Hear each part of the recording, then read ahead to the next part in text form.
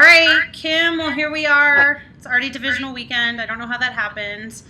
We're just real quickly, everyone, Kim and I, we're going to run through the games, just maybe give a little snippet or two of what we're thinking about and give some predictions. So then, we can look back on Monday and, see which one of us is actually smart. And maybe we'll both be smart. Badly off the mark we were. That's probably more accurate. But, all right, let's start with the Ravens and Broncos. Why don't you go ahead with this one because you're the AFC person. Yes. Well, there's the obvious headline. Likely Ray Lewis's final game. I'm going to say likely because I think there's no way on earth the Ravens win this game. And I'm not just saying that as a Ravens disliker. But, and Steeler then, of course, fan alert. Of course, between him and Peyton Manning, it's two amazing stories of preservation in one case for Ray Lewis and then just coming back for Peyton Manning and even coming back for Ray Lewis from that triceps injury that some players 10 or 15 years younger than him may not have been able to return so quickly and so efficiently. Mm-hmm. He was the Ravens' leading tackler on Sunday. It's unbelievable. Great performance. So that's obviously the big headline. And then, of course, for me, I focused a little bit on Ray Rice fumbling twice against Indianapolis, and he does have a history of fumbling in the postseason. And I think, though the Broncos don't necessarily focus on turning over the football in that capacity, they have far more interceptions than they do forced fumbles. I do think there's going to be some punching at the football whenever Ray Rice is carrying. Yeah, and I think on the Rice example, it's one of those things. It's just like you get these postseason stigmas, and they don't go away. You can't get the monkey off your back or whatever it is they like to say. So I agree with you that it's going to be a huge disaster. I mean, Denver's won 11 in a row. I mean, they're on a roll. They're blowing out people, including the Ravens, somewhat recently. So, all right, I'm going to go with my prediction first, which in blowout fashion, we're going to go. Let's go with the old other AFC score, actually, 42-14. All right. Broncos. That's I my like prediction. that. I like that. And then the other thing, I did just see two interesting stats going with my prediction, is the Ravens have never beaten Peyton Manning since 2001. Which is unbelievable. 11 years they haven't beat him. And the Broncos were the only team in the NFL not to once allow a 300-yard passing game. And that's really what the Ravens have had to do lately, is they've kind of survived when Flacco's thrown the ball successfully. So I'm going to say I'm going to get a little bit closer. I think it's going to be 28-15. Lots of field goals. Sounds good. And we'll see. I forgot to mention what Anquan Bolden did last week was incredible. And if he... it was literally like he was a different player, or like they just completely changed the playbook or something. It was incredible. That one touchdown, Darius Butler couldn't have played that better. I know. In between the football and Bolden's body, and still, it was unbelievable. Yeah, when he's playing physical like that, I mean, he's upper echelon. But let's move on to the Bay Area, where I am headed tomorrow morning. And yes, there's a guy that I think maybe the 49ers could have drafted in 2005, blah, blah, blah, blah. Who was that? I'm not... Are you? Well, as a Niner fan, I'm obviously entirely sick of... Are you as a Steelers fan or just a national fan, are you tired of hearing about it too? Yes. Okay, yes. Good. As someone who appreciates interesting storylines, I think that one has lived. I think it's done. I think it's a dead horse. Yeah, and so I'll start with this one. Obviously the Niners came in opening week and surprised the Packers. Completely different team though, starting with the quarterback, of course. And I hate to say this, I just seeing what Aaron Rodgers did last week and realizing he's doing that with that offensive line and really without a tight end luxury like pretty much every upper echelon quarterback has. And obviously the injury to Justin Smith on the Niners defense, I was really nervous about this game, and I think for me it boils down to coaching. And Jim Harbaugh has not been the same coach with Kaepernick in there. It's been a really, really kind of messy playbook. Some things have worked out great, some things have been disasters, and I feel like, to beat the Saints last year and almost beat the Giants, I mean, his coaching was spot on. So I'm going to go with Packers 24, 49ers 21. I know. Wow. I know. I think I'm not sure how I feel about this game because I think the 49ers defense, even without Justin Smith, is still a heck of a lot better than the Vikings defense. And the Packers had a great week last week against Adrian Peterson. They only allowed 99 yards, which was impressive. It was the first time in how many weeks that he's been in double digits.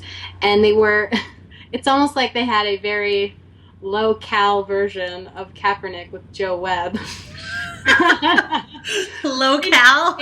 Like, just a very light introduction to that sort of play with the option read with his speed. I think Kaepernick might be a little bit more accurate than Joe. There's so many jokes, it's not even funny, but for the sake of time. I think that, my concern is that neither Jordy Nelson nor Randall Cobb have practiced fully yet this week, and both were non-factors last week, and you can get away with that with having few options. And actually, Jermichael Finley didn't play well either. Yeah. So that's nothing new. Yeah, I think against the Vikings, you can get away with your receivers not playing to the full talent. But I don't know that you can against the 49ers. So I'm not. It's a tough call for me. But I do think the 49ers are going to pull it out. So I'm going to say 24-21. 49ers. Okay, so same score, just different team wins for us. Yeah. Whew, okay, well, I hope I'm wrong. So moving on to Sunday and the Seahawks at the Falcons. Gosh, I don't know. What are you thinking? Well, I am most excited. I was reading today that Richard Sherman considers Roddy White, Julio Jones, Tony Gonzalez the best receiving tandem in the league. I'm excited. I'm excited to see about those matchups because as exciting as the Seattle Seahawks have been this season and how much fun they've been and what a great story, I cannot believe what those defensive backs get away with. That Redskins game was unbelievable. They were mauling each other way beyond the 5-yard line, and I don't know how many times there was pushing and shoving during plays and flags were never thrown. It was really reckless officiating in my opinion. But so I'm curious to see. I know Roddy White can get an attitude and he doesn't like being messed with. So I'm anxious to see how things escalate there and who wins those battles between the receivers and the defensive backs.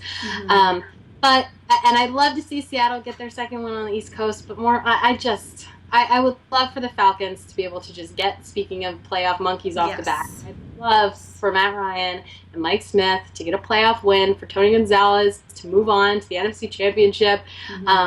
So I'm hoping, this is a hopeful pick, that the Falcons will win 28-24. 28-24? Okay, yeah, I'm very much, I think the Chris Clemens ACL injury is kind of a big deal. I did see, statistic-wise, I think it was 5 or 6 100-yard rushers the Falcons have allowed. So, I mean, that's definitely going to be an interesting matchup, Marshawn versus their front there. But, yeah, I really think Tony Gonzalez is the, X factor, whatever you will. And I don't think he gets the respect, behind the Gronkowskis and the Jimmy Grahams and the Kyle Rudolphs or wherever emerges week to week now. But, I mean, just to have him as a weapon, and he is, I mean, it's such a luxury. It's crazy. Like, it's exactly what Aaron Rodgers does not have anymore. So, yeah, I think the whole respect factor is so heightened. I don't wish people in Atlanta would actually buy tickets to see this game, but regardless of that, I think the Falcons win 28-17. All right. And let's go to the last game, which I'm going to dub the Dan Shaughnessy Bowl. How ridiculous was that, by the way? Great. It was awesome. It was hilarious. Yeah. I don't have much to say about this matchup. I mean, they played each other a few weeks ago. Patriots blew them out. Not much has changed with either team since. I don't remotely see this even being close, honestly. I think the Patriots are going to torch them. What do you think the score is going to be? Oh, yeah, that whole thing. 37-17. All right. Well, I don't know. I think I'm going to go with the Patriots, but I do think it'll be a little bit different. I think the Texans will come in with a bigger game plan and have to be more aggressive. If you want to beat Tom Brady in the postseason, it can be done. It's been done 6 times in the last 6 seasons. But you have to be aggressive. You have to hit him. You have to get his receivers off their routes. You have to frustrate him. And it's really tough to do, but it can be done. And they've got one of the premier pass rushers in the NFL in J.J. Watt, who was a non-factor last time. So I'm hoping they come up with something to at least make it interesting, because I think the NFL owes us some interesting games after last week. So I'm hoping this is closer. But I do think I'm going to go Patriots 35, and let's say I think the Texans will pull out 4 touchdowns. No, I don't. I can't see this. Really? We're going to say it. 35. Did you start your drinking already? No. But if this weekend is anything like last, wine will be flowing in my house. Yeah. So 35. What was your final prediction? 128. You're gonna 4 touchdowns for the Texans. 4 touchdowns, and Arian Foster is gonna have way more than 46 yards. Yeah, 46 yards. If Arian Foster does not, even if he doubles it, it's not going to be enough. So no, it's not. Vince Wilfork and Kyle Love will probably keep him close to the line of scrimmage all day. But wishful thinking. Gotcha. It's fun to see the Patriots lose in January. Sorry. Says the Steelers fan. I don't. People feel that way about Pittsburgh, so this is true. The closing, even though we've gone way longer than I intended us to, of course. You're like, where's she going with this?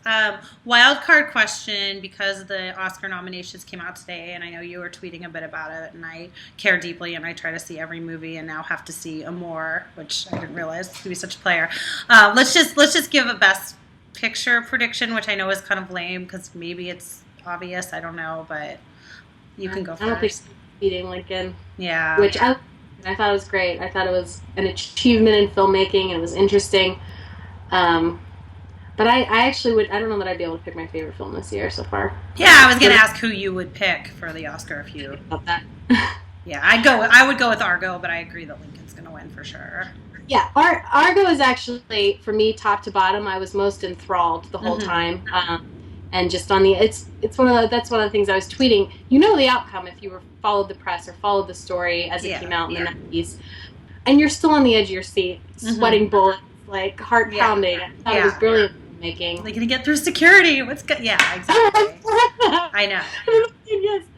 That's really like a crown jewel of a film when you can actually forget about the history as you're watching it. I mean, it's really true.